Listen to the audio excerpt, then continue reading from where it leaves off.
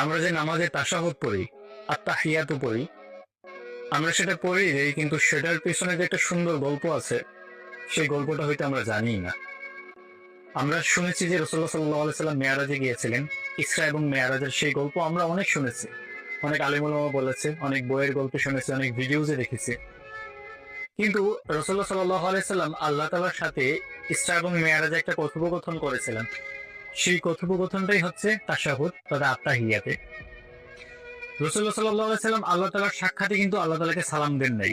কারণ আল্লাহ রাব্বুল আলামিন নিজেই তো শান্তি দেন সবাইকে। আল্লাহ তাআলার শান্তি চাওয়াটা তো আর মানায় না, রাইট?